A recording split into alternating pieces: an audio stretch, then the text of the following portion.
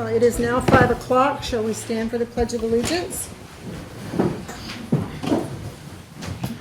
Pledge allegiance to the flag of the United States of America and to the republic for which it stands, one nation, under God, indivisible, with liberty and justice for all.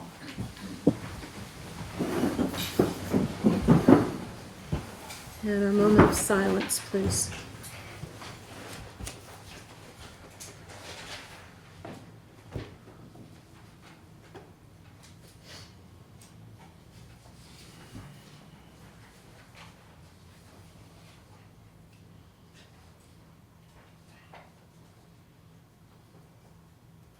Thank you.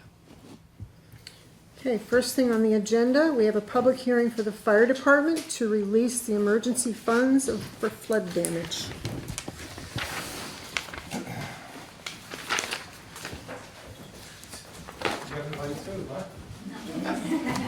Lori's here as well, and it's just as much of a financing, but I guess I got to be the point person. As you're aware, the flooding event that took place on and around July 10th has large-ranging financial implications for the town. The repairs are not budgeted for, and so the Department of Revenue Administration had reached out to Lori's just a matter of courtesy and provided the format necessary for the town to access its fund balance in order to cover some of the costs. Our goal is that these costs, covering these costs are short-term needs for the town, and that the state and FEMA will come through with a disaster declaration that will allow us to seek reimbursement for the majority of them. But in the meantime, we have vendors that we have to pay, gravel, materials, contractors, so on and so forth. So this gives the town some of that flexibility, and Lori some of the flexibility in order to make that happen. And so that's really the purpose of accessing it. We had talked about this being $1 million loss potentially, and your thoughts that maybe that was a little bit on the low side. So this first ask is for $500,000, just to be upfront. We double checked, we can take a second bite at the apple if we need it, but with any luck, some FEMA funds will become available, and so we won't necessarily need to go that far. But if we get to that point, then we can come back and ask for additional amounts. But we thought that that was a reasonable amount to start with. And if you don't have any questions about that, I can provide you a quick update as to what's been happening with the storm recovery. That's all related to it. Yeah. So on Friday, No, I was just releasing $500,000 so that we can pay for the gravel and the overtime and everything else we have to. yeah, it gives us the flexibility to have Lori do whatever we need on the back end to cover those costs. It's a good start. Yeah. Okay.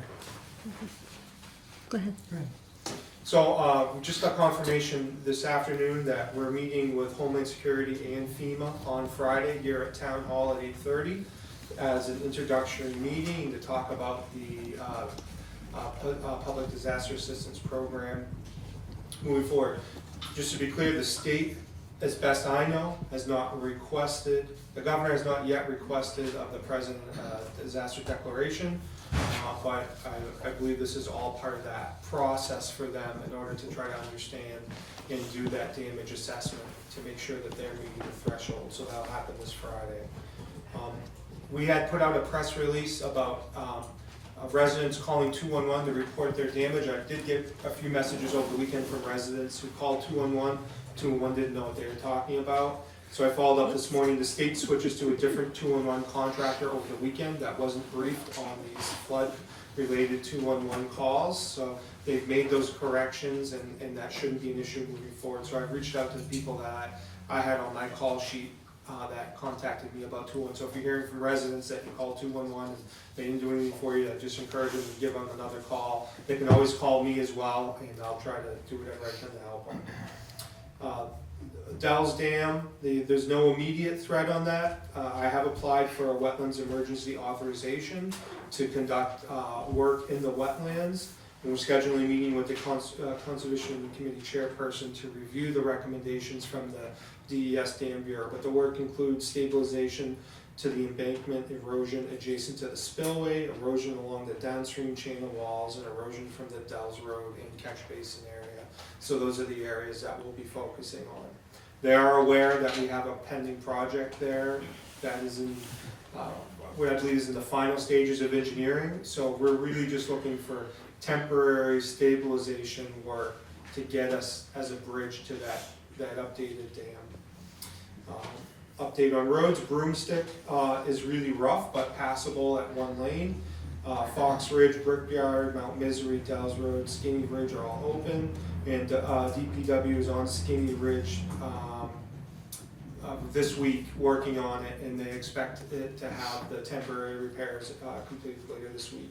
We still need to do a full assessment on all roads, bridges, culverts, and other town-owned infrastructure, as well as I guess I'll call it a polishing of some of the roads. You know, they are passable, and just because Public Works has moved on, I don't want people to necessarily feel like that road's done. They're trying to get, you know, everything back to 2 lanes, and then they'll go back and do some of the cleanup and polishing. That's what the interim director has reported to me. So Chad, let me ask, you're trying to get your totals for the storm damage through the town roads, everything else.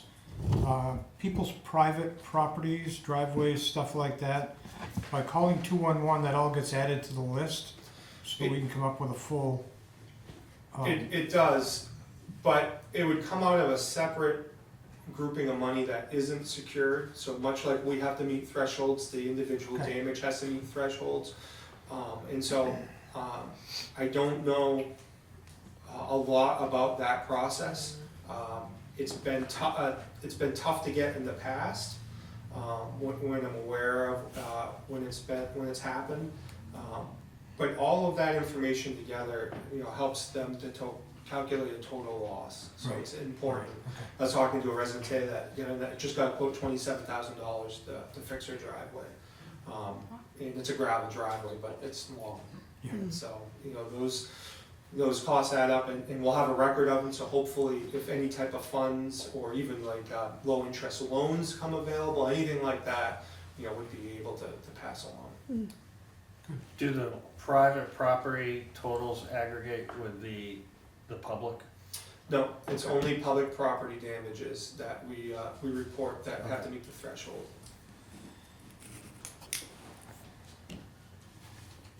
Kind of be nice to have a total for both, just to see what the actual. Yeah, You know what I'm saying? And there's some places I know they haven't even begun to, you know, they're just kind of walked away from it, so to speak, so. Yeah, it's at least temporarily, as far as I know, so. Do you have any questions? No? Okay, does anybody in the public have any questions for the chief? Yes, Rudy? Hey, Chief, do you call the state about toward some, kind of relief on all the damage that was done in Littleton? Because what I know, the state of New Hampshire, you give a lot of money, a lot of funds to all the town that they were damaged by, the hurricane and stuff like that. So yeah, that's what I was just talking about. We're meeting with FEMA and Homeland Security on Friday for the Before, damage yes, assessment. before, you ask the town for money, which is my money, everybody else too, try to take a ride, in Concord, and just, not look at these people that they laugh, they don't know what hell they don't even watch TV, you know what I mean? That's what you gotta do. See if you can get some money from Sinuna or the state or New England. And then you can come over here and you can talk, first of all with the town manager, and then with the selectman. So that's exactly what we're trying to do right now. That money takes a long Money, time. that's why I'm stand up. Oh, okay. When you're talking about money, Your ears perk up. So it takes if we're eligible for that money, it takes a while for it to come in, but we still owe people that are doing the work, so. So that's the purpose of it. We're gonna try to leverage every federal dollar that we can. Thank you. So you Need a motion for this?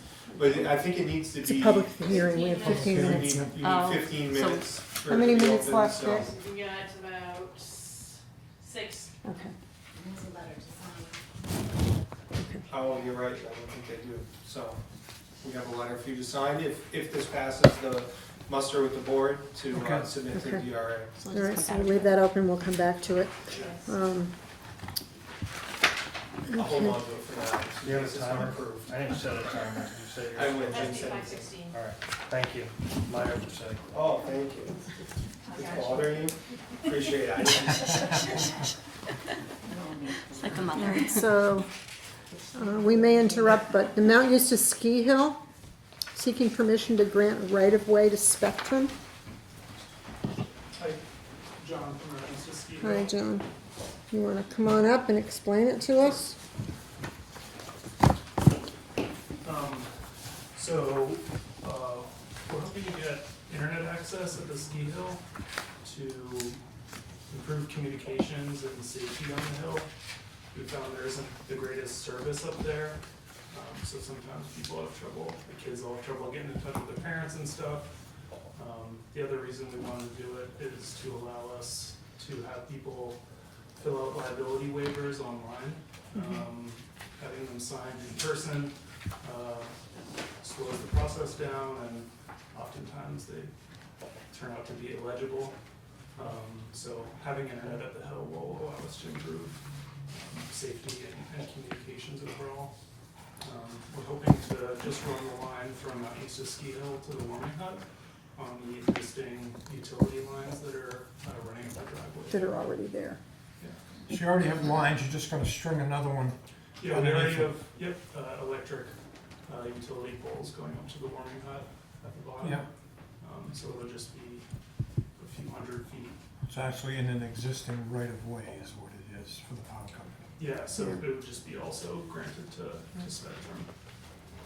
Does, do they have any paperwork for the board to review, in order to grant that? The only thing that they gave me was this, The commercial, You know, you have a whole- This commercial agreement. account right of entry I'm agreement. sorry, I missed that, but my concern with these utility companies, if we need to move a pole, they don't move their utilities for years. So I think it's a great idea, but I don't know if there's anything in their agreement that would bind them to do that immediately when Water and Light wants to remove poles or move poles. Do we see that in the future coming, you know? Unless we mandate it. Okay. Just maybe a supplement in the agreement? I don't think so. That's why we have a lot of double poles out there right now. I don't see anything in the agreement on that part of it. If it's not in there, could I go back to Spectrum and see if they could amend the? I think it might be in here, under 8, it says alteration of premises. Lessee shall have the right to make physical alterations, but then it says, any alteration attached to the property shall remain the property of the lessor. And then it says, it has to be turned into the condition before the start of this lease without reason. All alterations shall meet applicable building, health, life, safety, and fire codes. So it says it has to return to it the condition before the start. But that's the lease That's the with, lease, not that's the lease with the Mount Eustace group, Yeah. that's not the lease with Spectrum. Okay. So the only thing I can see on this that may, Just the first 2 pages, that's all. Maybe, Yeah, it's not very long, the spectrum part. what about paragraph 3? Paragraph 3 on Yeah. the spectrum part. Yeah, Pages. would that, Go to applicable laws, instead maintenance removal. It, basically, we want to see something that says that it's going to return it to its Yeah. original. yeah, All right. yeah, so they need to add a paragraph. Okay. Yeah, I would feel more comfortable having that in there. With something that says that they'll remove it Yeah. if the town deems it May I ask necessary. Peter a question concerning the Water and Light's position on the utilities using your poles? It happens a lot. Sometimes it's a telephone company's pole, sometimes it's water and light, depending upon whether it's east or west of Elm Street. So that's been a long-standing agreement. Of course, there's a lot of other telecom companies out there now, so it doesn't work so well. But Is there any language, fines, anything that we could put in per your suggestion that could eliminate that problem so we don't have two sets of poles or anything going up and down our ski slope? Because Spectrum has, they're behind 2 years of work orders and they won't remove their equipment if these guys change over to, let's say, Fidium or something else. I don't know offhand, but I can research. I can dig around and see if there is something like that. Thank you. Yeah, other than that, I don't see any problem with just. Add that paragraph. Yeah, put They that. can add Yeah, that. add that one more paragraph in there. Okay. Yeah. And we can coordinate with Littleton Water and Light Mhm. as well to just double check that this agreement is consistent with how they operate. Yes. Okay. Great. Thank you. Thank you, Jen. Thank you. Are we at the, Yes. Yes, we are now. okay. So we will close the public portion, the public hearing portion. Make your motions first, please. Yes, ma'am. So I need a motion for the fire department release of emergency funds. Make that motion. I'll second. Okay, any more discussion, any more questions? Just hoping for FEMA to come through. Yeah, Sometimes it takes time, that's all. Yeah, But Vermont just got theirs from last year, so. yeah, it can take a year. It might take a while. all right, so vote, all in favor? Aye. Aye.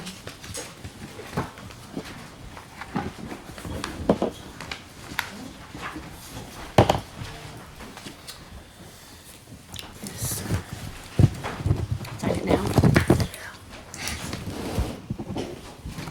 Jeez. Amendment rights.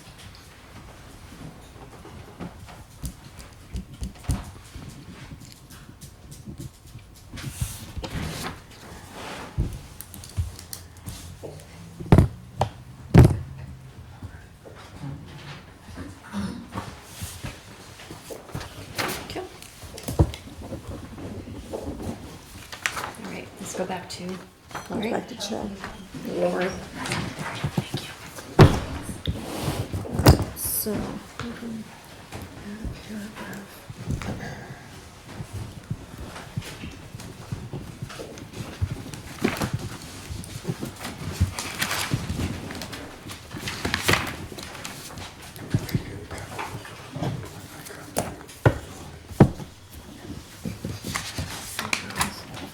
All right, next presentation, yes, ma'am?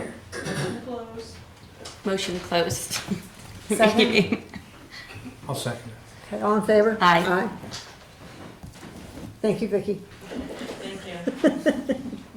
Next on the agenda, December, Russ had a presentation he wanted to. Yeah, so it's basically we're kind of helping out some things that the outdoor residents could use, and I think, part of the whole idea of us all working together, coexisting, is being able to have some access to some things, like public bathroom. There isn't like a single public bathroom in Littleton.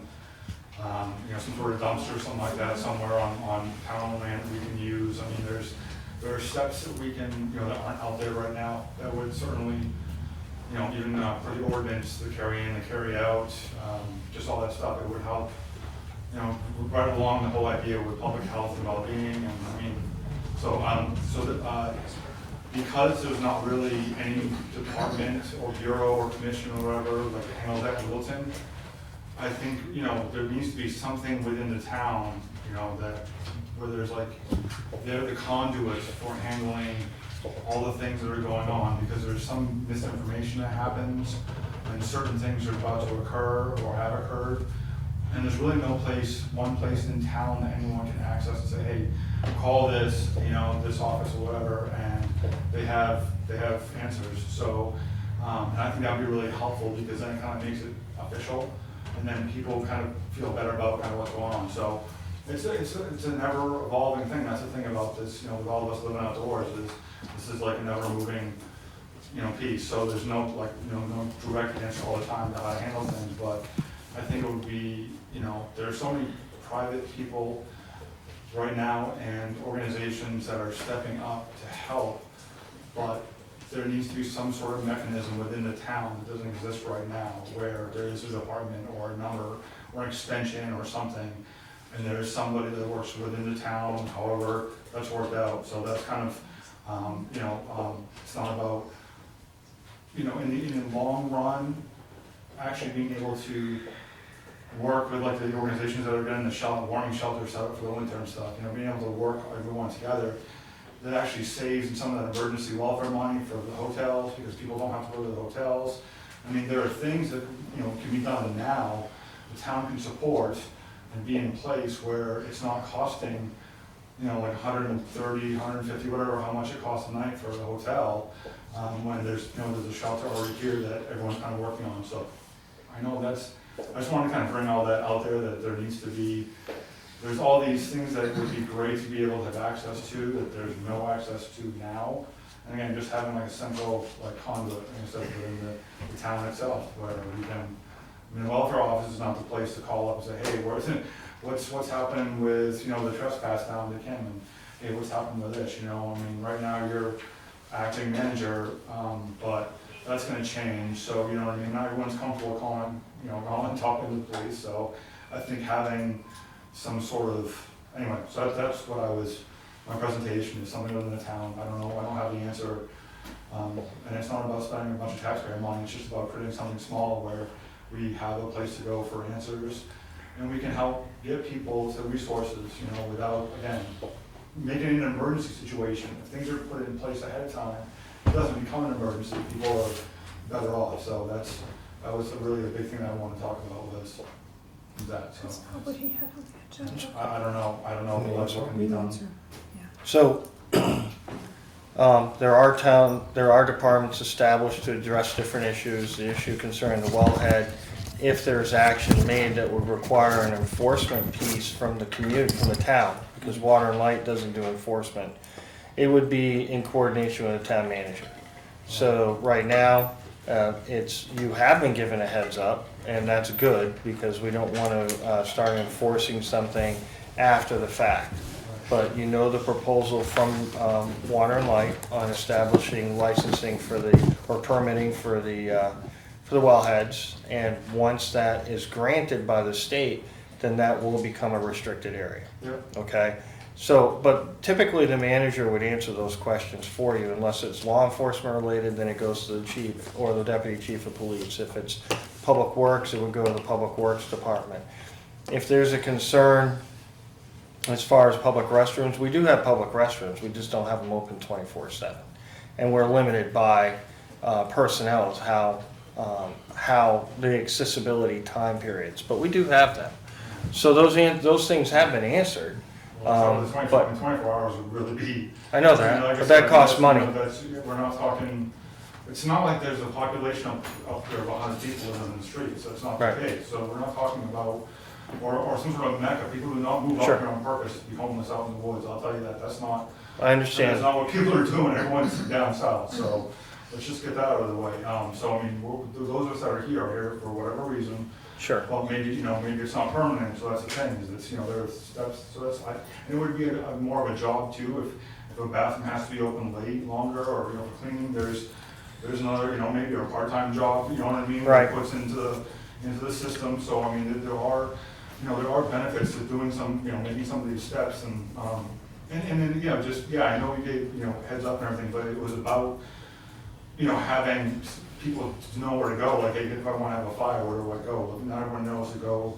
I don't know, I'm just saying, like, it would be nice to be able to have some sort of because even with information like I got from you, I passed it on, but then that gets distorted. Mm-hmm. It's like telephone, it's what it is, it's like a big Right. telephone, unfortunately, this, information gets misconstrued. So that's kind of, that's why I was trying to, bathroom's 24 hours, and that's not a huge thing, really. So as far as the bathroom issue also, the chairperson of this board is currently, I believe you're currently, was it you that was working with the other? I passed it off to the chamber, Okay, that's right. and they So. put it on hold this year. So we have been discussing the public restroom issue as well. There have been some interesting solutions to that, but nothing's come to fruition yet. But questions concerning those things, I guess they could go into the central line at the municipal offices, and then whomever answers the phone would put that individual in touch with the right person to address whatever issue that comes up. You can also call 211. There are a lot of resources in 211 that can help you out as well. But we most likely would not hire somebody to be a central intake for all of these particular issues that you're bringing up. We have to share the load, just like you do too. You represent a lot of different people, and we have to share the load as well. And I volunteer. I know a bunch of people that are volunteering in private organizations that are, so I just wasn't sure what the town could do in that respect, you know, and not saying share the whole load. I just didn't know if there's, because there are grants that are possible when towns get involved, and sometimes there's grants that are possible to pay for, for funding for, the cost. But that's, again, it has to be in place to do that. You can't just say, hey, can I have the money now and then start a position, so that, again, it's not, something that can happen overnight. But again, I think there are avenues out there for the revenue that could support some sort of a small time role or something that would be able to, and I'm not saying it's 24 hours a day, you call up and this person will pick up. Just, I think, there's enough, there's always gonna be some people who really, anyway, just are gonna need help, and I think there's more that we know, and having that, sometimes, again, it's about catching someone before they fall, then they don't lose their apartment, and then it doesn't become a problem. So, I think that there's, bigger things, anyway, so that's. No, thank you very much for your comments. I've written some notes, and I appreciate your input. Yeah, all right, cool, thanks, that's it. All right.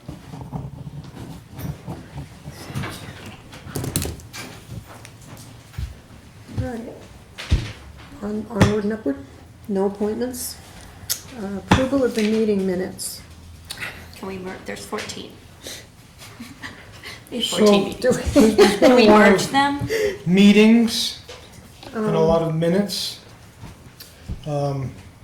I've almost, my thought would be to do the non-public and one group, and then the meeting, and then the public work section. So it would be like 3. I'm happy to start with the non-public. I'll say the date and the non-public and make a motion to accept the Does that- minutes. Does that work for you, Roger?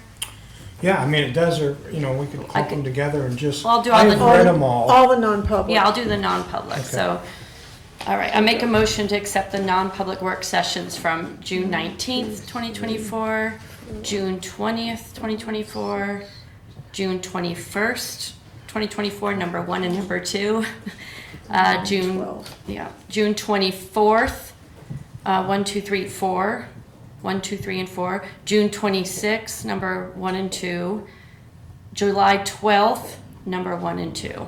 Okay. So I'm making a motion Yep, to nope, accept I'll all second. those There's non-public. 12 of them. Yes, Yeah. 12. All right, do I have a second? I'll second it, All yeah. right, all in favor? Aye. Okay, the next one would be the Board of Selectmen's meeting on 6/24. I'll make a motion, we accept that. It's approved. I'll second. Okay, all in favor?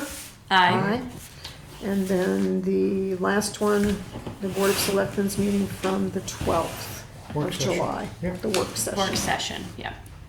I've read those over and I approve. I think I'll Second? make the motion. Okay, Carrie second, all in favor? Aye.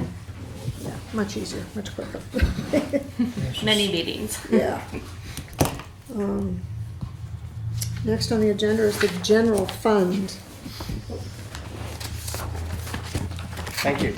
As per RSA 37.6, and to provide you with a budget update on a monthly basis, I'm happy to say that as of 6/30/2024, the budget is supposed to be at 50% or more expended. And currently, the town general fund is at 57.34%, which means we're 7.34% under budget.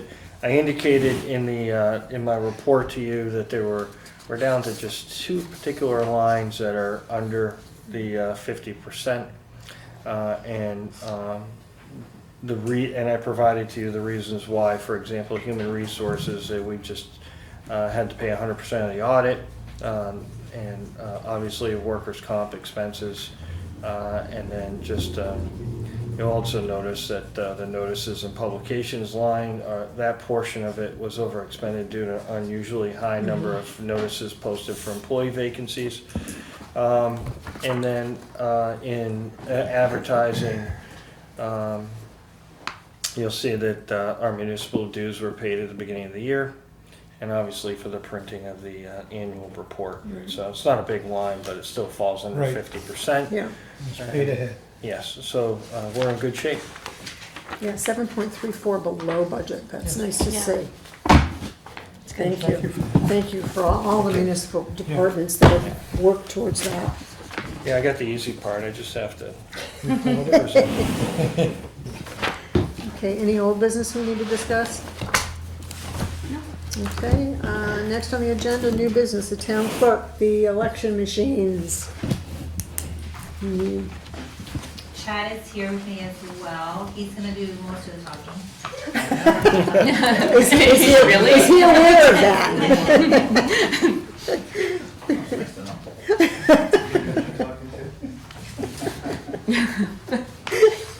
So, I don't know if everyone is aware, but, the current AccuVote machine that we use for the town election and all of our other elections, they are no longer going to be serviced after 2024. So the state has approved two new company, well, not two new companies, two companies that have a machine. And at this point, we as the town need to decide as to what machine we think is gonna be best for us. So I did the little comparison on those. I loved that. We haven't used these machines, so Chad and I don't really know a whole lot about them, other than what we have in our slide that we presented you guys. Other than that, we're not really sure. The state is going to be helping with payment on them. They're going to be paying half, Good. for each machine. So as you know, we have two. We have one that we use, and then we have a backup machine. So, I mean, really, they're gonna pay for one machine, so we'll only have to be, responsible for purchasing one. That's good. Chad? As you guys probably saw in your PowerPoint, cost-wise, they're pretty much the same. Yeah. Security-wise, they're both very secure. They've obviously jumped through all of the Secretary of State's hoops to be able to, be one of the two that are eligible for towns. So to me, it comes down to operations, and it comes down to service, and what does it do to the people that are using it. And as such, to me, it's an absolute slam dunk to continue our relationship with LHS. That's who runs the AccuVote right now. And they have had absolutely nothing but top-notch customer service over the years. Angie and I have only been doing this for a few years, and so we're green, and we just don't know what we don't know sometimes. And they have been there step by step, very easy to communicate with. We've called them at 8 or 9 o'clock at night sometimes when we were testing machines the week before, and they're there and they run right through every single screen. So exemplary customer service. Another big thing that I've found, and that's before, but also on election day when we've had issues, there was a piece of lint in the machine that wouldn't let ballots go through. We didn't want to just ram stuff through the counter or anything, but we talked to them, and they were there, and they're like, try this, run this, do that. They had all the answers, all the troubleshooting right there. And nothing against Voting Works, I have no idea who they are, what they do, but they don't have that system set up for us yet. Yeah, they don't have any people that will be in the area available to us. They'd have to still create that because they're so new. Where LHS, they actually have support staff in each area, Mm-hmm. you know, in case somebody needs to bring a part or bring something. So that's another big thing where I think you wanna stick with LHS too. How many years have we used LHS now? Oh, I'm not sure how old the machines are that we have now. I feel like they're as old as I am, but, I think it's been quite a while. But I think you're correct. I think the customer service piece is a big Yeah. piece to this. In Because when you addition- look at the comparisons. Yeah, it's I very mean, different. we Yeah. don't want to be in the middle of election day and have to wait 2 hours for somebody to show up. And that's their best guess, it could be all of Right. Yeah, Right. in addition, just like we have right now, this new machine will also have a printer that prints out at the end of the Yeah. day. Right. With the Voting Works one, You have to buy one. you have to get a print, you have to buy a printer, you have to buy a laptop, and stuff is done by USB, which, although I'm sure is secure, to me it's just another avenue of something that could go wrong. Another thing to break. Now you gotta take care of a printer, now you gotta Yeah. take care of a laptop as well. So I wasn't a big fan of that. It was great to see that, you know, it's set up very similar to our AccuGo, so it Yeah. should be a quick learning curve. Mhm. And then one other thing that The boxes. yes, the boxes was a big thing as well. So right now we have, I know Linda and Roger have been there on voting day, like you open up the box and like there's 3 compartments, right? There's the Okay. side where Yeah. vote, you know, it can't go through, and then there's where the completed ones Yeah. are, and then The write-ins. the write-ins, write-ins, right. yeah. So, and they're continuing that with the LHS. With the Voting Works, it's all in one. One, yeah. So as it is right It's a lot more now, hand counting, we'd have hand to- sorting. we have to sort by hand, which would be And very then there time could consuming. be errors of us missing one of the write-ins thinking that it wasn't a write-in, because they're just all mixed. Yeah, or something Yeah. double marked versus Yeah. not marked at all. Right. It would be Right. extensively time consuming. And then I just thought it was interesting that the expected lifespan is even longer on the LHS one. Yeah, I saw that too. It's helpful. And their battery backup is also like. It's double. Double. Yeah. Yeah. Which it In happens, case I we mean, lose power. we, you know, if someone trips over, or not trips over, but like the extension cord that goes into the outlet, if that comes unplugged a little bit, then, you know, you're on battery. You might not even know it. Sometimes it's a Right. flash, but if you're busy, if you're processing something, you don't see Yeah. the notice on the screen. So Yeah. it's good to know that, or in the event that we lose power. I mean, we've had snowstorms, I can remember 9-10 inches of snow on town meeting day. You know, so it's just, it can happen. So it's good to have that battery backup. So, Do you have a question? No, I don't. Yeah, I mean, one of the things that I really liked about it is, you know, the expected lifespan is approximately 10 years. Yeah. The Voting Works one was 5 to 10 years. Right. Not That to one say stuck out to that- me. So 5 years in one day, the thing cracked. Well, no, we've got well over 10 has a years on the warranty one that we Yeah. have. Yeah. That was supposed to be good for 10 years. Yep, right. So, yeah. So they've got a proven history already. Yeah, the one that we've had. certainly gotten our, you know, a good use Learners out of work the out current of it. machines in the current system. Now, the state will pay for one. Do we have to purchase both of them and then submit to the state, or is the state gonna, No. they're paying for it up front? So what happens is the state actually sends the check directly to which vendor we decide to go Okay. with for their portion. Okay. So then we would just, Do send for our- our portion, but I know that Lori had talked to me a little bit about possibly budgeting for both machines as a just in case. Is that, or did we not need to really? Well, that one the state hasn't decided yet. Okay, If they yeah. decided, then they can. And they decided Let's budget for 3,500 per machine. Yeah, Yeah, it's good. Okay. yeah. The costs are so similar. Yeah. I think it was Yeah. within like $400 or $500, so to me, it seems like the LHS one is a better choice. And We need a I did motion for them check to go with- forward with this? Alright, I did check with the Secretary of State's office tonight. They said, you don't necessarily have to do it right now, but at some point, you know, coming up relatively soon, the Board of Selectmen does have to vote to move to which device and as of which date. Like I said, it doesn't have to be tonight, but you can, since you were discussing it and the information is in front of you. fresh in our mind. Yeah. The, I think when Angie and I discussed it, it looks, you know, looking at our timeline, the March 26th town meeting. Would be the first time that we would use it, because it'll go in my budget for 2025, which isn't gonna get voted on until March. March. Yeah. Yeah. So once that passes, then we'll be able to, if it passes, then we'll be able to purchase the machine at that point. And then that's the only, but that is the only election we have in 2025. So then the first time we would use it would be March of 2026. Okay. So Is if that- Okay, the so next what, election. so what happens if we have issues with the 2024? We will, because they're gonna service them through 2024. So, and just usually one year. it's towards the end of the year they come in and service. So we'll get that service before And we'll be use fine it before- in March of 25. Okay, okay, all right, and you're confident about that? Yeah, I've been Okay. talking to LHS about that. Okay. That was actually one of my questions as to, you know, is it gonna be okay as of 2025 to still use them? And they said, absolutely. So if we're in the middle of voting in March of 2025, will we have support from them? We will, Okay, yeah, yeah, okay. because we're still their company. clients, Okay. so they'll still absolutely support it. Okay, I think yours and Chad's confidence in them is, Yeah, you me know, too. speaks a lot to me about it, because you guys are the ones that are dealing with it.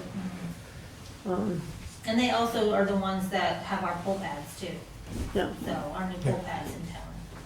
okay. Is it going to be a similar interface? Will there be less training needed because it's going to have the same look and be the same machine, just Yeah, I mean, newer? I think they've just done some modernizing. Yeah. New technology. Yeah. But for the most part, I think it's all gonna basically be the same. I mean, they made That's the useful. screen, the viewing screen's a little bit bigger. Mhm. Not as big as Voting Works, thankfully, because I feel like if they're too big, Everybody sees. everybody's gonna Right. see what's going on. Yeah. So, they made theirs a little bit bigger, but other than that, everything from the old machines that we have now, we're gonna be able to use all this, like, the supplies. Oh, Because good. those Good. supplies will fit into the The new new machine. ones. Oh, that's good. That's too. good. Yeah, so it's not like we're gonna have to go out and buy a whole new supply of everything. We'll be able to Good. continue using what we Yeah. have. Yeah. Same tapes and everything, so. Yeah. Yep, Yeah. yep. How do you feel? I feel pretty confident to go with it now. Do you? Yeah, Yeah, It's absolutely. nothing. Yeah. Yeah. I'm not. so My we mind want is- a motion to tell her to have her go ahead? Yeah, I'll make a motion that we go with the LHS Dominion new voting machine and put it in the budget for 2025. No second. Can I add Oh, one just yes. thing? I just talked with the Secretary of State's office, they suggested, maybe perhaps wording the motion to vote, to move to that device, the LHS device, as of the March 2026 town meeting. Because Okay. they want the Secretary March of State's 26th and office, 2025. 20. 2026 town meeting is when the new device We'll will actually first be use used. it the first time. So it has Oh, to be in that okay, motion. so it'll be a year and a Yeah. half Yeah, down the because road the that we Secretary of State's actually use office it. wants to Okay. see Correct. the first meeting that Okay. it will be, Yeah. the Okay. new device will be used. So Okay. just voted on and then used Right. next year. Yeah, Correct. okay, Yeah, okay. they don't really care about the budgeting process when Yeah. we pay for it. Right. They care about when the When- town is It's choosing gonna to. actually be used. Yeah. Okay, Okay. So I will say that over again. Modify? Yeah, I'll make a motion that we go with the LHS Dominion machine for the first in March 2026 for voting purposes. I'll second that. Okay. all right, all in favor? Aye. Thank you. Yeah, thanks. I like that one best anyway, but you really put it over the edge. Have a good night. So yeah. Thanks, I'll Chad. leave these here if anybody Angie. else wants to take them. Okay. All right. Yep. Okay, the next item, new business is the finance department, the bond borrowing for Dell's Dam and roadway culverts.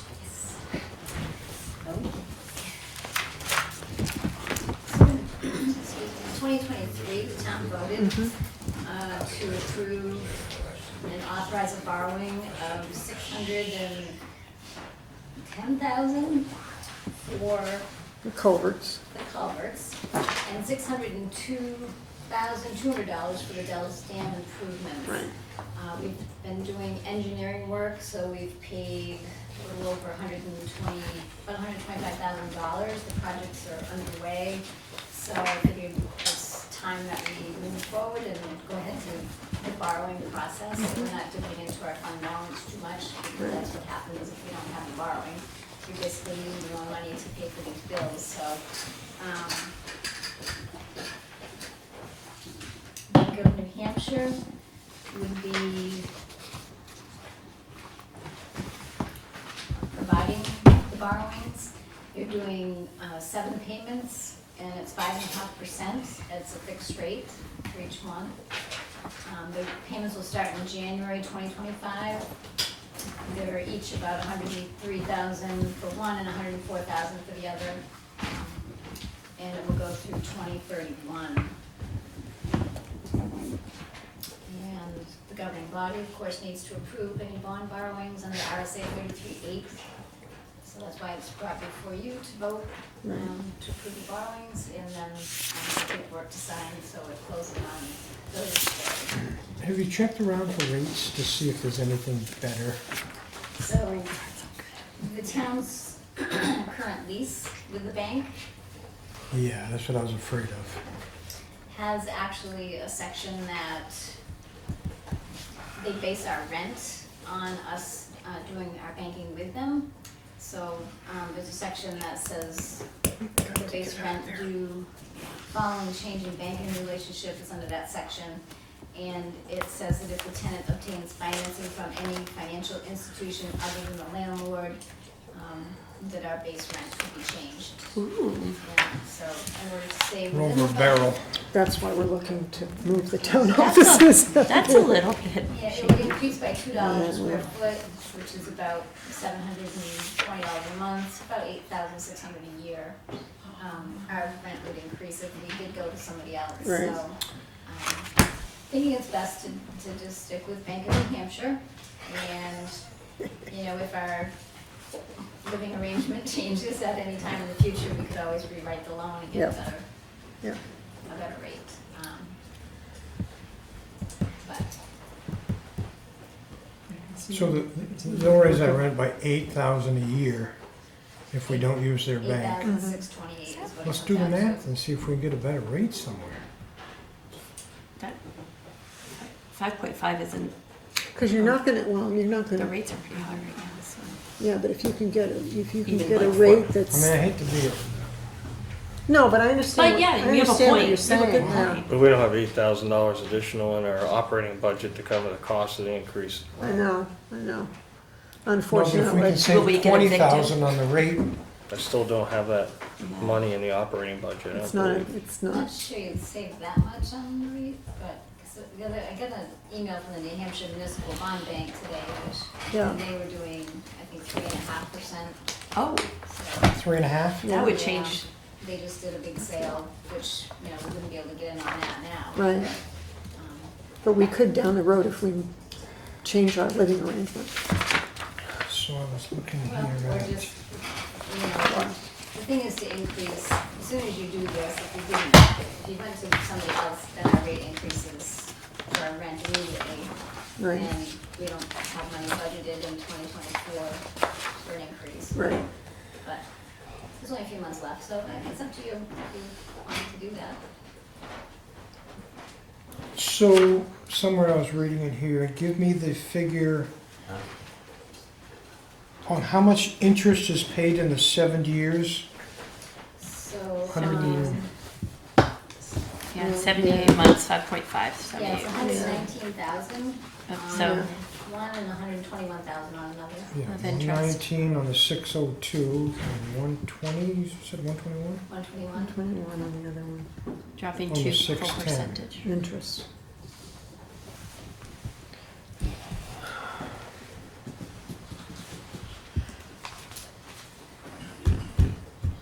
Is it time to have a new contract with Bank of New Hampshire? That's why we need our own place. You Yeah. just signed it? Yeah, oh, yeah, no, I agree with you, I agree with you. It's just not fair, but something that got negotiated into the lease, but, Yeah, yeah, no, I know. but it's the next 7 years. Well, you can always rewrite the loan, you can pay it off and Right. refinance it at a time in the future. There's no clause in the loan that says you can't do that. Right, Prepaid, early prepaid, so we could always go with someplace else. If, right, like I said, if we end up Moving? in a different arrangement or yeah, somehow get a different contract that doesn't bind us like that. I think there's options, but it's, unfortunately, right now, they have us over a barrel. exactly. Yeah. $240,000. Yeah. $250,000. I appreciate your hard work you do, I really do. Sometimes I see something that could be better. Yes, me too. So then that just means that we need to work harder on figuring out where the town offices need to go. And putting that together. Into one of our own buildings, maybe? Yes. Architectural firm will be available at the end of buildings. August, if you recall. We had other projects, so. Good. Yeah. But you still need a motion to carry on. You need approval on this tonight then. Yeah. Kind Yeah, of, right? The closing set for Yeah. Thursday. And we need to do this because we don't want to push this off and not get these things fixed and done. And the projects will go forward, but I could do Right. short-term borrowing at some point if I needed to, but your expenses will still come and Right. we're just using fund balance basically Right. if I don't borrow something somewhere. But Right. I could do a short-term, but it would still have to be, again, a bank in New Hampshire. Yeah. It's the same thing. And we can refinance though, even. We can Yeah, refinance, there's no, yeah. I think Yeah. we should just go for it and refinance it. I mean, I think you guys gotta go for it, because I can't put my name on it, but it's okay. It only has to be a majority, so. I'll be the majority, so. I don't know what the other options are, I'm trying to think. Yeah, but unfortunately, because of the verbiage in the lease that was approved, we're stuck. Yeah. Um, But we have a way out, I think, with refinancing. We do have a way out. If we move the town offices in the next year or something, or Yeah. then we, I mean, because all this is null and this is for another 6-7 years? but you can refinance outside. Correct, I'm not, 7 payments. so- yeah. The first one is, right. So if we can get moved within 2 years, we can refi, and it would be, It and would- hopefully the rates would be lower at that point And they as might be a well. lot lower. And the bond, when you borrow from the state, their rates are lower than commercial rates. We might be able to go So- right through NHMA and do that 3 Right. point, if we can get something at 3%, Right. he said, that'd be Right. amazing. Yeah. So I guess, we need a motion. What are you thinking about it, Paul? Sorry, that's the worst. I haven't heard from you down there, birthday boy. I wasn't present during your negotiations, so. But I think that's a different issue. You know, I Yeah. challenge whether it was done in good faith on their behalf, but regardless, if I have all the faith in the world with our finance director, and if she's saying that we need to move on this, then we move on it. Yeah, All right, okay. all right. All right, I'll make a motion that we sign paperwork, borrow at a fixed rate of 5.5 for 7 to 8 months. 2 different bonds, $602,200 for Dell's Dam improvements and $610,000 for roadway culverts, with hopes of refinancing in a couple years. Can I second that on the protest? It's entirely up to you, my dear. You don't have to second it. You She don't have can to second it, I it. can second it if Go you would ahead. prefer. Okay, I will second that. So all in favor? Aye. Opposed? Nay, 2 to 1, thank you. and he won't sign it. Signatures now. Yes. You can sign that and pass it to Carrie.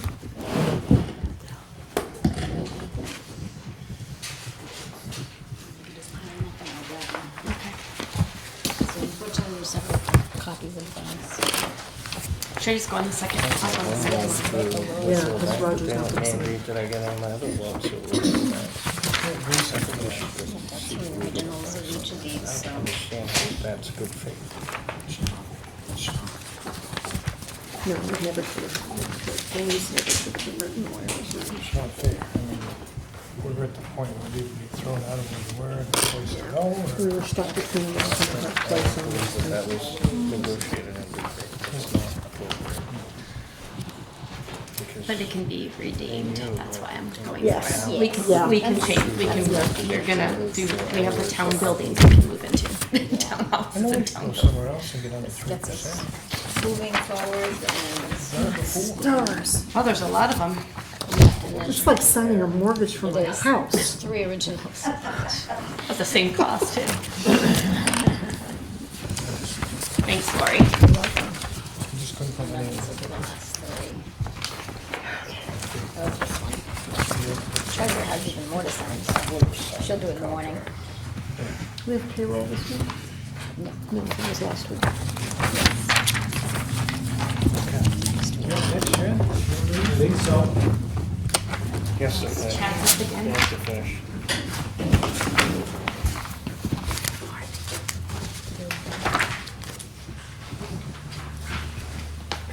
Thank you.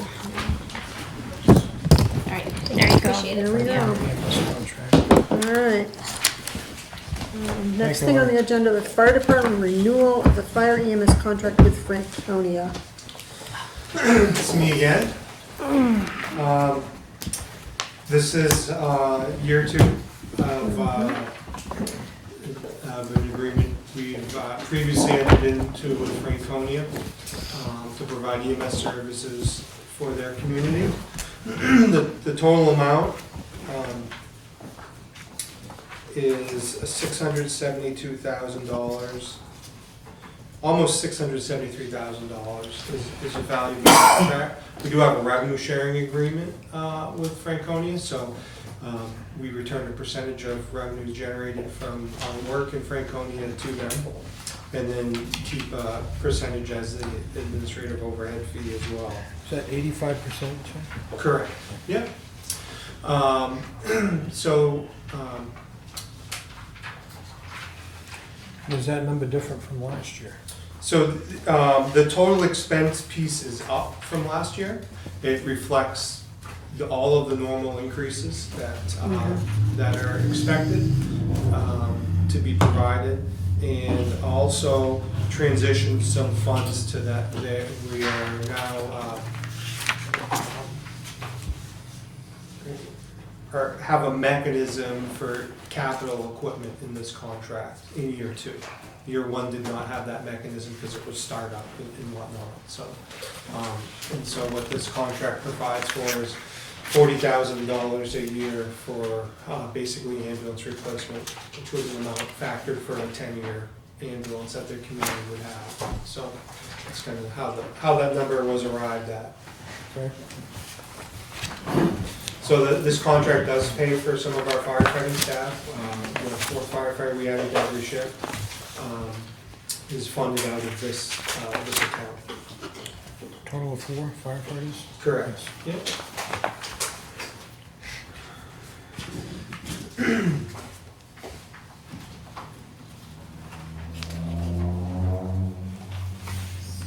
I did meet with their board a few weeks ago, and they seemed very pleased with the service that we're providing, and they do want to meet with some of the surrounding communities that we also contract with to try to do some cost sharing amongst those communities. So I'll be working with them through some of that.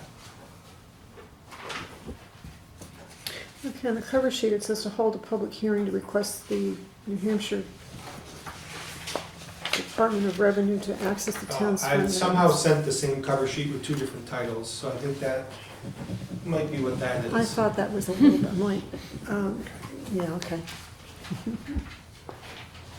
So that just needs to be scratched off that cover Correct, sheet. yeah. Because everything else is pertaining So, to Franconia. so this contract's a little bit different. It runs July 1st to the end of June, just because of the timing of town meeting and whatnot. So it sits outside of our normal budget and normal budget timeframes because of that. So it's a little bit. And you're gonna keep it those months right through as we go? So for the foreseeable future, yes. I don't know. Okay. If we come to a longer term agreement, then I don't know what. We could do it, we could do a July to December if we needed to, and then January Yeah. to December. I mean, there is, Necessary. well, the one advantage of doing it this way, even though it's different than everything else we do, is that if you looked at the way that municipal budgets operate in New Hampshire, we operate under this presumptual approval through March. You know, it's kind of cleaner that way, because it's just, Right. no matter what, you're through the end of June. And, if towns were to go a different way or whatnot, they have the budget process to work through and whatnot. So I don't know, what the future brings, but this is based off the timing that we had before, the time, the contract that we're in now.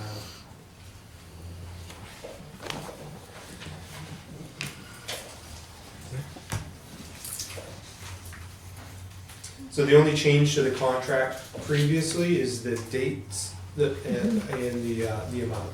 All the other language, which had been vetted, is all the same, so.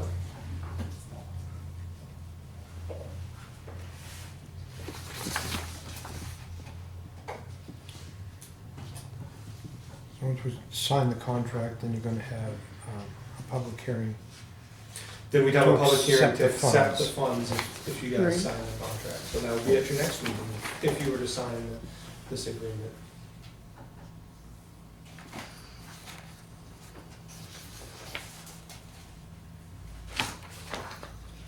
Had they already signed? I believe so, they were supposed to, so what I'd ask is if you do approve it, I will get their signed copy first. And we'll sign to- that one. Yes. Okay. Um, Do you need to have a signed one tonight? No, No? I Okay. don't. On contracts like this, I prefer the other parties sign first, and Just we're the last just an resort to it. approval. So, Yeah, yeah. if you approve it, we'll get it to you, and you can sign it after we Yeah. have their physical signature. Okay. I was supposed to have it, but there was some sort of issue getting it, so. Okay. But there's no issue with them signing it. That was the purpose for me being at the meeting the other night.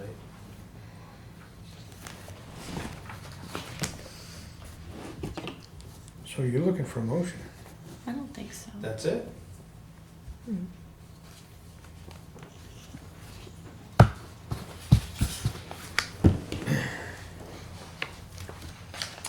Okay, I'll make that motion. That we accept the contract as written for July 2024 to June 2025 in the amount of $672,924.84. A second? Okay, any more questions or discussions on it?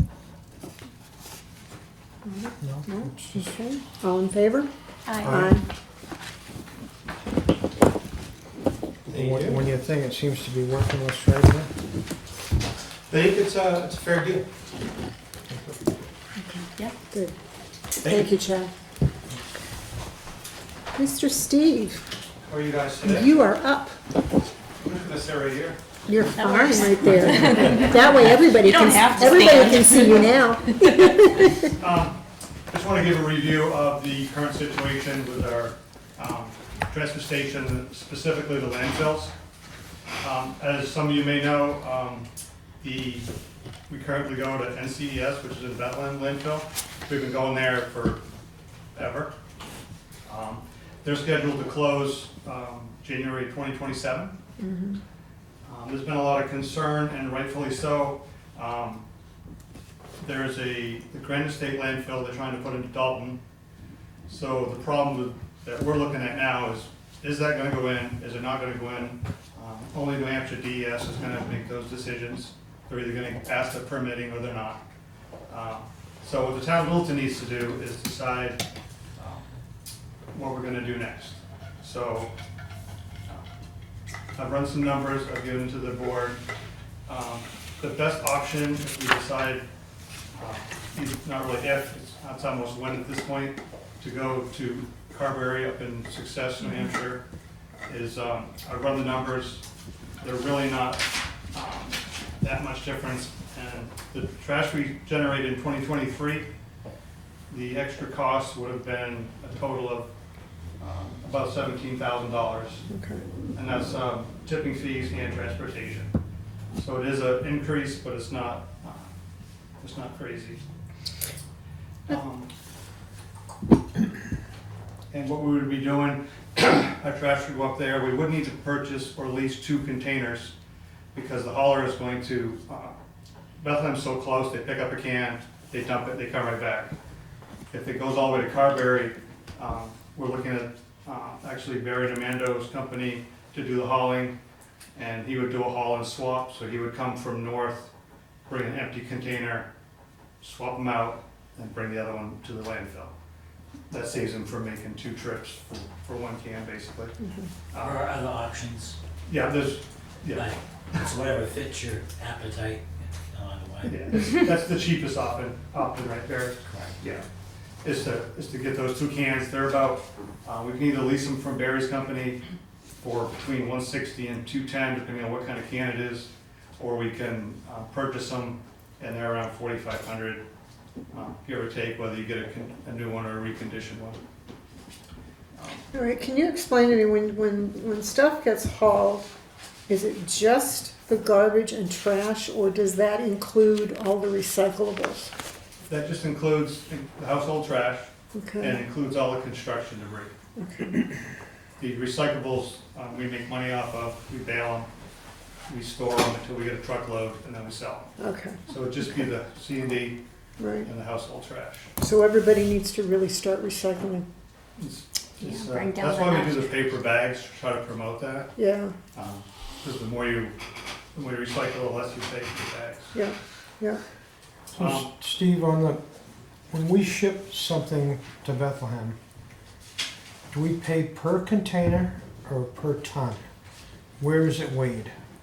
The answer is both. We pay for the tipping fee, which is per ton. Yeah. Currently, it's around $80 a ton, depending on which can it is. And then we also pay an additional transportation fee for each load now, which is currently $520, or it just went up this month to $548 for every trip. Every trip. Yeah. Okay. So the total varies on the tonnage. Okay, so if things went up to Carberry, does that go on a scale, or does that go their scale? There's, yeah. And then we get, I'm not sure if Carberry does it, but Casella would give us a bill stating what the tonnage was for that particular can. Can I finish answering that? Please? You're absolutely correct. There's some breakdowns that you currently do, I'm not sure your current Casella bills are working, but they have things like bulky waste and everything. In Mount Carver, there's only 1 fee no matter what you bring in. You have options to actually mix your waste if your compactor goes down, and we just saw that happen in the town next door again this past weekend. And the thing is when you go in there, it's a certified land scale, and you get a ticket, it's sent to you, what states there. And it also tells you what it is, where it came from, who the driver was, a lot more documentation to support what you're doing. Okay. Yeah, currently Casella has 2 different rates, one for trash and one for C&D. And he's saying Carberry has the 1 rate, so if we wanted to put C&D in with our trash, apparently it would be the same. Yeah, there's, I can always tell how a town's doing by its trash.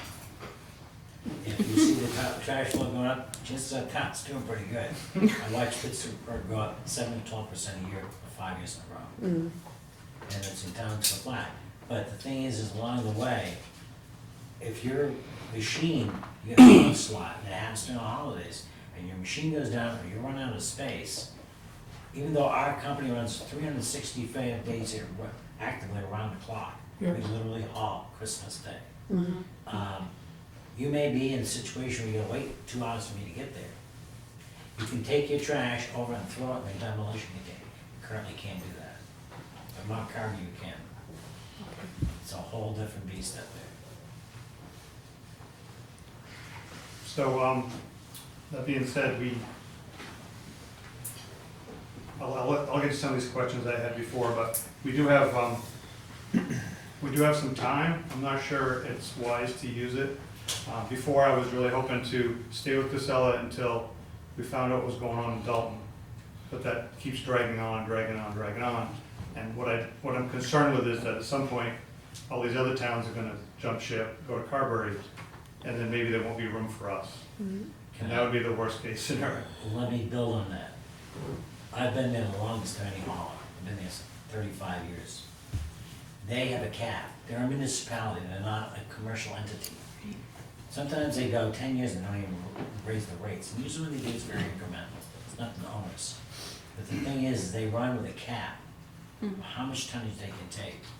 And right now, they're looking for the foreseeable future, and you need to really act up on this very soon. Because once they hit the cap, they can't take you. Right. So how long do they figure they can run before they're full? Yeah. As when this landfill was first built, the people from EPA they were jesting with me. They said, one, this is the biggest impact area we've ever seen. It's you can probably push out all the permitting easily 50 years. Wow. It's not anything you've ever seen. Yeah. This place, you got paved roads in it. It's like a landfill on steroids. It sits on 240 feet of impermeable clay placed by the glacier. You could have nuclear hit there. It would leak, but it wouldn't go anywhere. All landfills leak at some point. Yeah. And if you ever get an opportunity to go there, it's an eye-opener. It's not like anything you've ever seen. It's really extremely well run. Right now, roughly 87 to 88% of the trash that's in the state, I haul there. And there's a reason. And they just take New Hampshire trash. Correct. Well, that's not totally true. There's a little bit of Vermont trash comes to us, not a lot. Yeah. There's a little Definitely bit more of Maine local, though. trash, but they, I mean, Better this- than Massachusetts. they don't have to, they don't have to run by the same rules. Right. So it's owned by a group of towns. And George Bald and I put that whole entire thing together in 2003. So that it doesn't run where it's trying to make money. It's trying to cover its cost and be able to do things correctly without cutting themselves down to do it. There's nothing ever done incorrectly up there. It was engineered by a paper mill at the time around James River. Paper mills over-engineer everything. And if you go there, you can see this is like nothing you've ever seen before. 50 years would get me past my retirement date, so Yeah. But, so my understanding is your main concern is if, when Casella closes in 2.5 years, where do we go from there? right, and that's what everybody's been asking me that for 3 years. And the best- we're still waiting for an answer because nothing's moving. Right, so the best thing to do in my, I mean, I don't know how my other board members feel, but the best thing in my mind was, let's go with a different company so that we're secure and don't have to worry about it. I mean, that's the safest, it's definitely the safest bet, and, Some other advantages to this landfill.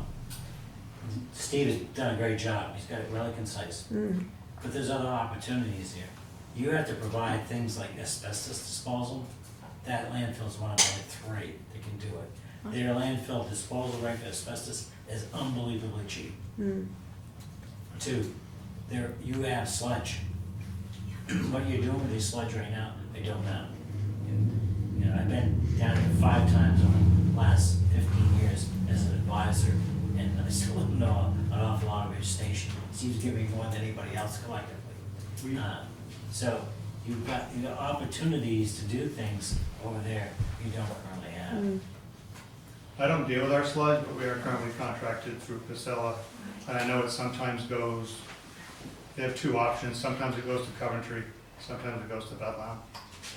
That was, Doug Damco had told me that before, but that was always dealt with that department. And you have to be careful right now. It's government just signed off on the PFOAs, PFAS, and it's going to have a major impact. Yeah, yeah. There's only one company known in the whole entire state that can actually handle and neutralize PFAS and PFOAs, and that's it. You don't have much other options. That landfill up there has got a very robust system, at least collecting that stuff.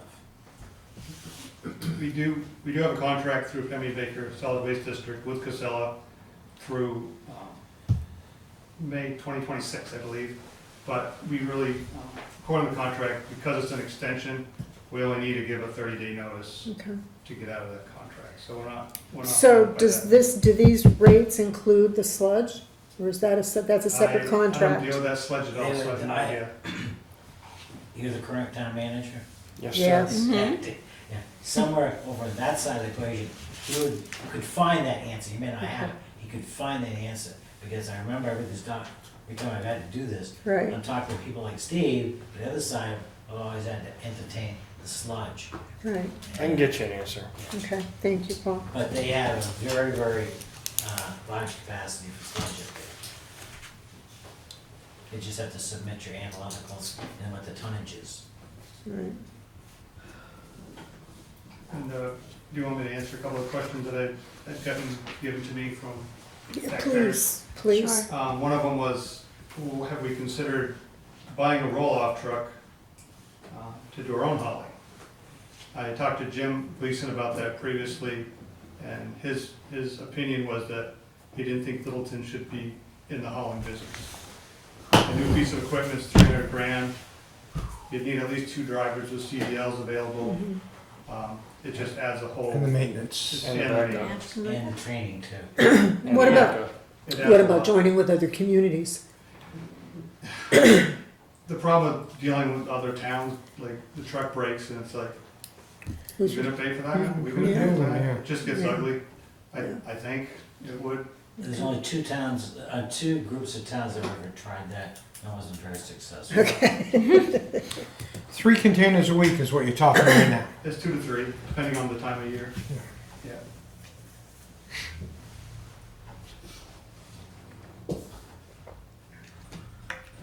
So what do you need from us? You need permission from us to go ahead and change, or, I don't know if you wanna start that 30 days from now, or you wanna make it in the fall, like, it doesn't matter too much to me. I haven't talked to the manager of Carberry, I've spoken to her, but as far as like when we could start, I'm not sure, that's. It's pretty easy. I've switched key, well, I'll give you an example. By the way, you're about the only last town in this part of the state's done about Carberry. So when I had to do Franconia last year, they wanted it done in 10 days. Yeah, Franconia switch. They made it happen. That's what They we just need. wanted to get out now. So, it can be, Lisa Riando, if anybody worked with Kevin O'Brien, she's the right hand of Kevin O'Brien. Lisa Riando is now the landfill, we call it the landfill goddess, because it's a pretty big undertaking, and she's been very, very good about expediting things. Usually the answers come usually within, a lot of times your experience, 24 to 48 hours, you get an answer. It's very succinct, very clear. Steve, I think we need some more information on when we can get in. Mhm. Yeah, like, we're not like in a huge time constraint, we just, right? it's, I can speak with her, I can get some clarification. And we can Barry move also forward. needs, there'll have to be a contract signed with Carberry and Right. Barry's company for the hauling. Both of those things would have to happen after they approve it. There has to be a hauler taken in that's certified for it. Right. Casella cannot haul there, Waste Management can call it. There's a hard and fast rule by the municipalities, we don't want the big boys here. Because the strategy is, what they do is they start hauling waste in from everywhere and choke out everybody. So all of a sudden, your landfill that's right next door is choked out full of waste from a big conglomerate. There's only 3 public landfills of any size in the state. This is the second largest, and this is the one that has the longest projected window by far. And they operate differently. They're not worried about, because when all the bonds are paid off, they're gonna start shrinking concentric. Yeah. So if you're in that concentric, you're already in there, and you're in that concentric, you're golden. So that's why, and the cap is always, every year, they're tapping up against it. And so you need to really, look into getting this done pretty quick. Even if you don't execute it, because Colbrook had to wait one time, I think they had to wait like 4 or 5 months to get out of their contract with Casella. And once you get that contract there, it's not like you're dealing with a commercial entity. Can I ask a question? Can I ask a question? Go ahead, Pam. I just wondered what would we do with the sludge that now presently is picked up by Casella? Is that the Public Works deals with that? Yeah, or- so Public Works is in charge of the sewage treatment plant. If I knew sludge was gonna come up tonight, I'd have an answer for you. But, We can get But that. it sounds like it would be an option to switch. Right. yeah, so It the, sounds like, yeah, the board, So they asked It could be me. accepted by Yes. Mount Carver? Yeah. I'm gonna, I'm I'm not gonna, opposed. I can't speak for the landfill, but typically, yes. so I will be researching where our sludge currently goes, costs. Well, I won't do it, I'll have Public Works do it, but get those numbers for you, kinda similar to what Steve did, Yeah, to find out if it's economically best for our community. And we can revisit this on the next meeting. That's what I was thinking, we added. are you those comfortable numbers. with that? Sure. Another month from now? By the way, it's not the first time somebody had to add something after they got in. You know, it's just, you can add to the situation. I'm trying to think of something right off the top of my head, but I know a couple of towns have had to revisit their contract to add something to it. Mm-hmm. Yeah. Okay. Rudy, And do you then have, Oh, they added another town that wasn't in the contract. Sure. do you have a question, Rudy? Sure. If you make any changes, do that, changes in your budget, your yearly budget for the transfer station, just in case you make any changes that you request. yeah, hopefully, if this happens the budget season starts early, like tomorrow, but, Yeah, that's actually Wednesday. it's great. But if it looks like we're gonna go that way, I would definitely, increase those line items to absorb the cost of the transportation. Because of transportation. That's really where Which the increase is. is more money for the taxpayer, right? It is, it's just because you're driving so much further. And they vote in favor of that, the Selectman. Mhm.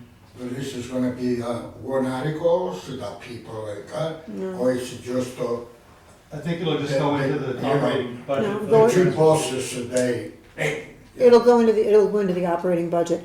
The issue being, Rudy, that if they we, have a budget, you said. Well, the transfer station's budget. is not the- part of the general, our general budget.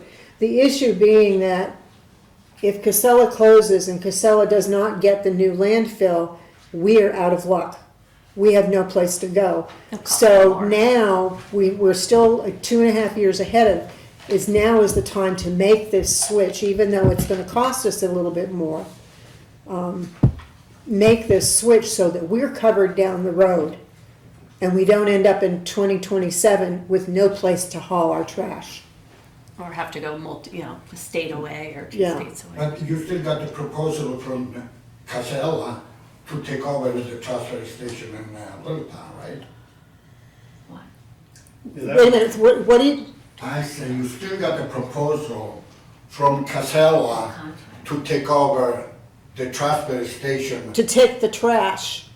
Yeah, he's talking about, I to got, take over everything, not the trash, not all of the trash. yeah, didn't the Carberry rep, he had talked to me about, and he told me he was gonna talk to Selectman about Casella taking over the whole facility in Yes. Littleton. Did he have that discussion with you folks? You No, never No, not in Linda, you public. never heard of that? no, this is the first I'm hearing of Well, it. it would be, Have you what if heard it of it? happened during a public meeting? Okay, someone taking us over? Yeah, I haven't heard of it. Never heard of it. No. It must be a rumor, I don't No, know. 'cause Rumor? he actually did What rumor? he did a site visit. he can't do it, it's a municipal department. Yeah, he did a site visit months ago, and he told me, that he was gonna contact the Littleton Board of Selectmen. No, they never Apparently did. didn't- Apparently didn't go any further than that, so it might be a good point. Thank you for bringing that up, at Yeah, least it's it's good something we that we didn't know didn't that. know about. What is surprising me is this, that me, a taxpayer from Littleton, and I'm nobody, I know so much stuff that you guys don't even dream about. You got How the hell us, am I supposed to know? you got us, you got us. Rudy, that's why you're We here. know. You got us, Excuse me, town manager. They're bad dreamers. you got us. But on the other No. issue, as far as the increase to the budget, you would have an opportunity to vote on that Right. next year. You will have an opportunity to vote on that. No, I mean, Okay. no, it's a real, And would there be an increase in the trash bags? oh yeah, increase on the trash bag, increase That's on this. something we would have to decide.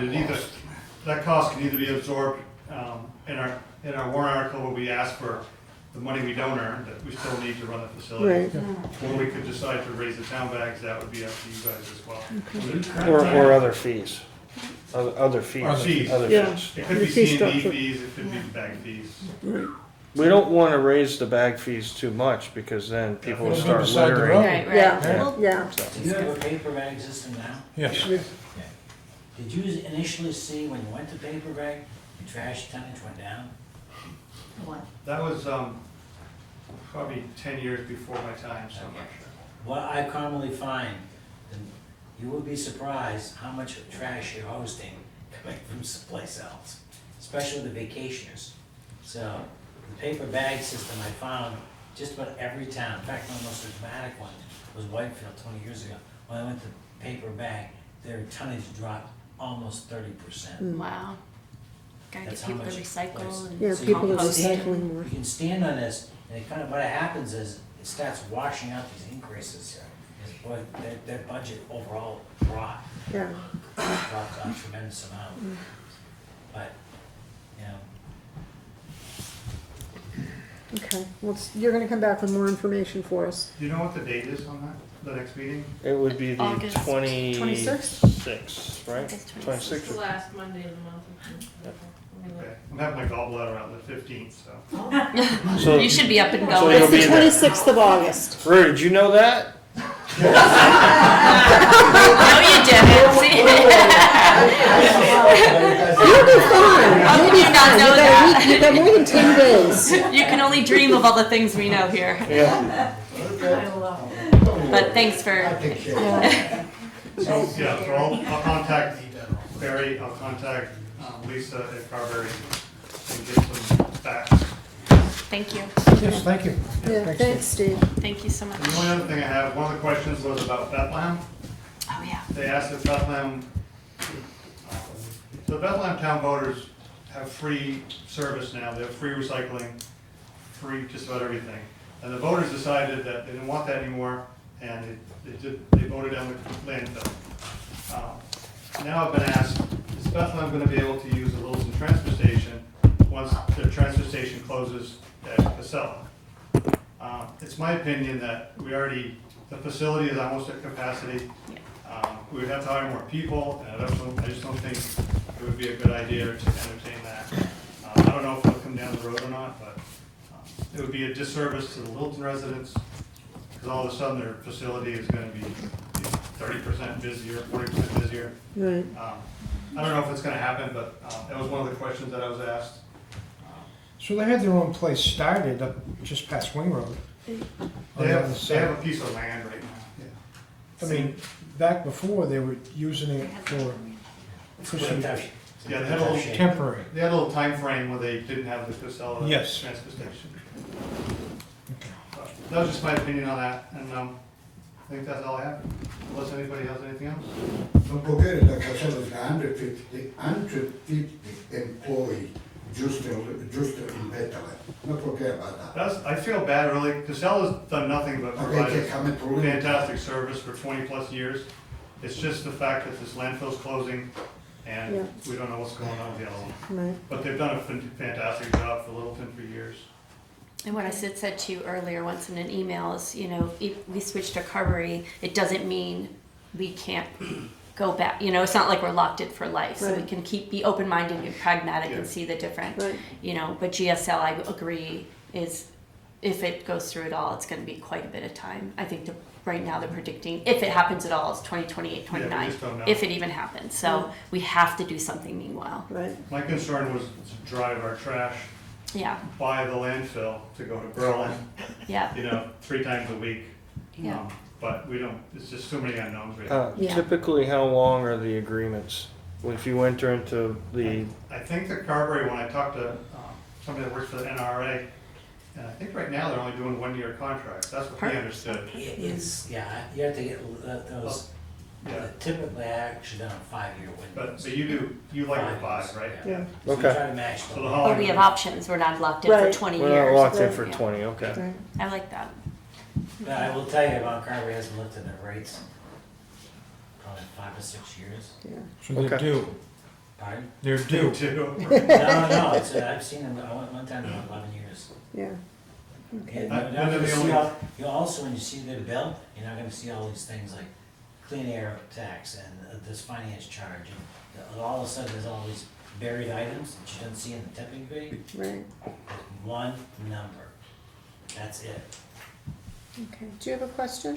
Yeah, so as a resident of Littleton and the price we pay for the trash bags, I work with Steve sometimes too, like volunteering, but as a resident of Littleton and the size of the bags we get for the price, I feel like, is there a way that can be changed in terms of price going down for the bags? Because if you have a household of more than 3 people, you paying more money for small bags. Like the bags, I feel like aren't big enough to be $30 for just 10 bags. What size are the bags now, Steve? The $2 bags are 20 gallons and the $3 bags are 33 gallons. Okay. So the bottom line is it costs so much to run that transfer station up there. Yeah, gotta Right. pay for the trash. And that's kind of why we have to go with what we've done. Okay. It was just something I was thinking of when Rhodey brought up trash bags and Steve did too. I just didn't know, Yeah. like, And the other, $30 for 10 bags. I mean, you go through them, you know, if you have 5 bags of trash, it just leaves you 5 bags. That's well, the why- other thing is to recycle. Yeah. You know, and if you've worked with Steve, so you know what he Yeah. has for recycling down there. And recycle, I mean, Actually, there's another step in front of that. To give you an example, most of the big commercial entities up here, in the last 15 years, have reduced their trash up as much as 75%. Wow. Not recycling, right, rethinking what they're spending their money on before they put it in the system. right, right. So Courtney, even you need have a to question? Yeah. be more cognizant of it. The only other way you can address something like him, and I don't know if Yeah. any of it's currently doing it, because the commercial people, it's on weight, instead of volume, like you're getting. Be cognizant of what the heck you're putting in the trash. Putting is into it. weight. Right, Food organics is the next big thing to come out of the waste. yeah. Okay, Courtney, do you have a question? Yeah, can you just, I'm sorry, can you restate the concerns revolving around Whitefield and they voted, Bethlehem? was it Bethlehem, or Bethlehem. I thought it was Whitefield? No, Okay. Bethlehem. Just, and that they would be absorbed or could come to Littleton, There's some question whether or not that would be an option, okay, because when the Casella closes their landfill, they also lose their transfer station. yeah, And there's a committee now that's trying to establish building one yeah, on the Wakefield Road. But they've reached out to me numerous times, and one of the things they were asking me if we'd be willing to take on the Bethlehem residents at our facility. yeah. And I just don't think the facility could handle that. Well, my question is, what's preventing them from doing that now, since it's pay by the bag, we don't have like stickers or permits, you don't have to Well, prove residency? I was gonna bring that up at a later date. Yeah, okay, When that landfill gets ready to close, it may be something Littleton wants to do to keep that from floating in here. We used to have stickers Oh, on our the cars. I stickers, remember yeah. that. So, Yeah. I was Growing up, I gonna- had that. and also, like, there's the option that there's a different price, a higher price at the transfer station to purchase their bags, versus someone who's planning ahead. And, you know, planning ahead, you have that lower cost, whereas at the station, then you have a higher cost. Yeah. But also, paying by the bag, that's really the best way to mitigate It waste and definitely- reduce waste. Right, But at right. least if if you do get waste from out of town, which we do get for the people, it's really hard to tell who lives here anymore. But at least it's paid for if it's in a yellow bag. Yeah, At least the town's getting reimbursed for it. yeah. Right. That's something I've thought about when it gets closer.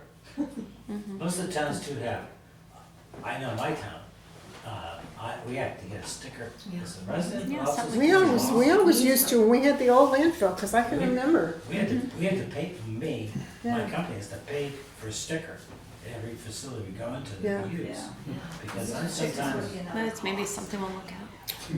Because there will be a big influx once. But the thing is, it may cost the residents that sticker, but Yeah, no.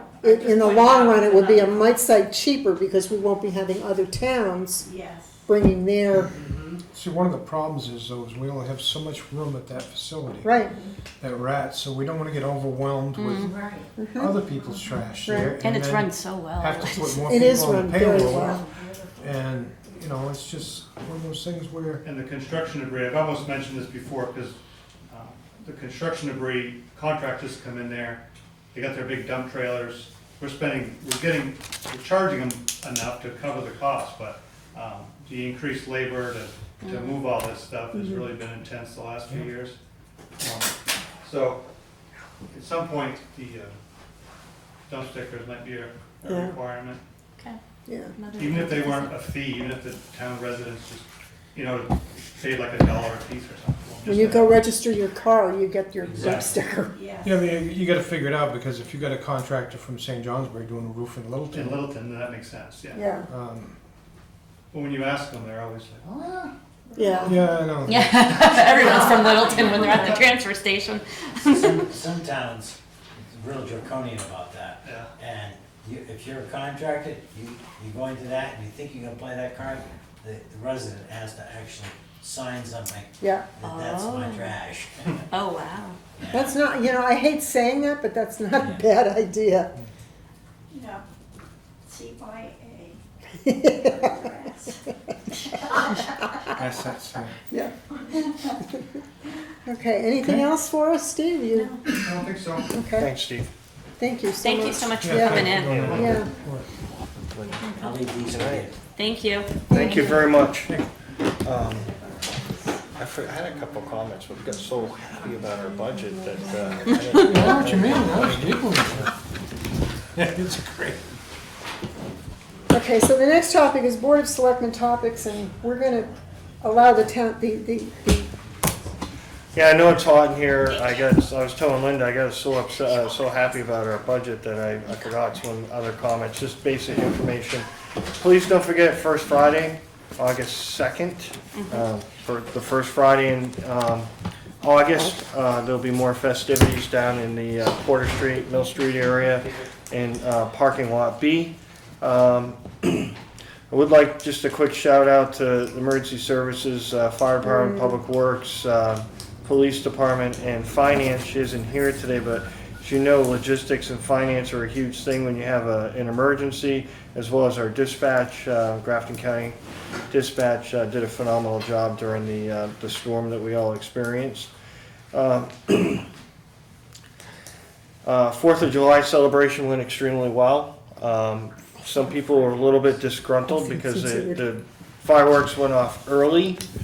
But the fireworks went off early because they were expecting a large cell of rain to come through around 9:15. They weren't supposed to go off until 9:30. So the Opera House manager, who was in charge of the event, elected to go, I think they went at 9 p.m.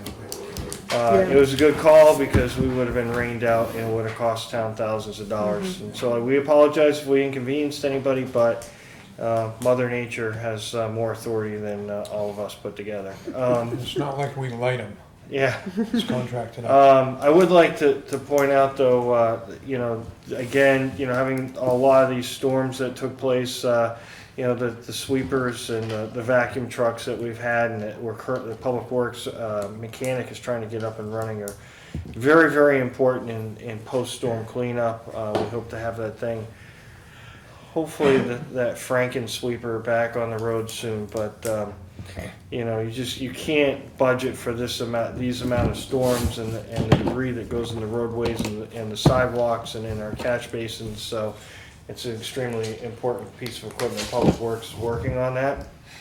And then the only other thing that I have is there will be some of you, I don't know if any of you guys are permit holders for our municipal parking lots in Lot B. Lot B is behind Main Street. A lot of people call it Mill Street, but it's Lot B, that's our parking lot. There will be no parking there on midnight, starting midnight, July 27th till noon. We're having, there will be a special event in the parking lot for Dave and Nancy Ernsberger. Yeah. And for all of the beautiful things that they did for our community, there'll be a plaque set up in Centennial Harmony Park, which Dave was instrumental in getting for us. And so we will recognize those individuals for their efforts in helping our community. And if you want to know where you can't park, you can certainly go to the police department Facebook page or our parking page on our website. That's all I got. All you got? Yep. Okay, I have a couple things.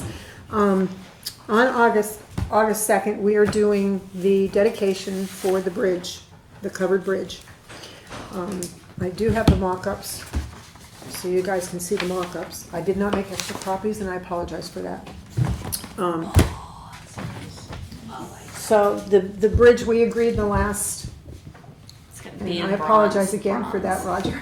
I feel like Vanna White, bronze, and We are dedicating the bridge to all Littleton volunteers, from the senior center, the hospital, all the boards, the municipal boards, the community center, I don't know, the garden club, that's a volunteer group too, is it not? Yeah. So, all volunteers, past, present, and future. And we will be doing that dedication on August 2nd at the Mill Street side of the bridge. at 5 p.m. 5 p.m. We have invited because the three selectmen that were part of that bridge in 2004 were George Hicks, Bill Height, and Bert Ingerson, and we have invited their families. All three of them have passed. We've invited their families to come and join us and be part of that celebration. Okay, that's number one. Number two, I met Thursday night with Plan New Hampshire, which really opened my eyes quite a bit. They did the charrette for the Riverfront Commons that is being worked on and being created. And what they do is they pick a community in the state and they do a walking tour. We did a tour of the Rail Trail Village with the whole group, and then I brought them downtown. We walked Main Street down to the Polly Inn entrance where the umbrellas are, walked them down through Mill Street, across the bridge, answered questions, told them what we were working on, and we stopped at we ended up at Free House. And we networked and we talked and we some more ideas and ruminating in amongst the group. It was, I enjoyed it very much because it opened up a lot of opportunities, and we may end up seeing another charrette here in Littleton. Not with the back-end parking in front of the post office, but because that was one thing that was in one of the charrettes we did was rather controversial. The other piece of information I need to give you is we have offered to an individual the town manager's position. They have accepted conditional on the background check, and that's the references and everything else that's being done right now by MRI. So hopefully we will have somebody within the next month or two. And Paul wouldn't take the job. I don't think it'll be 2 months. September. Yeah. So. I have a question. Is there any say on what's going on with Presby up by Littleton? There's been talk about shops coming up there, malls Presby, coming up there. where? Heading. Exit 43? Yeah. Highland Croft? Well, where they're all doing the blasting and everything else. All I have is a permit for stores. They just excavating. Yeah, they that's it. just have an excavation permit. That's all. Nothing we know is planned. Right. Okay. All right. Yeah. At this point. Everybody wants a market basket. Do we want to talk about the highway guy? About what? Making an offer? You can make a comment. So we also made an offer to a guy for the head of the highway department. Oh, yeah, that's right. So that seems to be coming in line. Yeah. Just waiting for some answers on a few things, probably background check on that. But things are moving forward. Yeah. Yeah. Now, do you guys want to we had discussed this, so do we need to vote on this? I don't think we already, thought we voted on it already. We voted on this. This wouldn't hurt if you guys. Okay, let's just vote on it. Vote on the bronze plaque. On the bronze I make a plaque. motion that we accept the bronze plaque as written for the 20th anniversary of the bridge on August 2nd. Yeah, I mean, we went over Yeah. that, so yes, Yeah. I'll second that. Okay, Okay, all in favor? Aye. Okay, make it official. yeah. And they, the DPW did an incredible job of cleaning up as much of that graffiti on that bridge as they could. Yeah. And these plaques, the plaque that is on the other end of the bridge, on the senior side, the two plaques are gonna be put inside the bridge. So we're just gonna have Littleton Volunteer Bridge with the 2004 on both ends. And then the plaques themselves will be inside and it'll be protected. Plexiglass covering. That's what we're planning. Yeah. No name and mention, right? I'm sorry? Plaque, no name and mention on a plaque. You want us to read what it's gonna say? You want me to No, read no, it? I just asked. Yeah, there's names. There's No, a name. the only, okay. This Paddleford Truss covered bridge is an 8-foot wide and 368 foot long. Littleton resident Peter Paddleford, from 1785 to 1859, never patented the design, but dozens of this style bridge were built in Maine, New Hampshire, and Vermont. And it's just an explanation.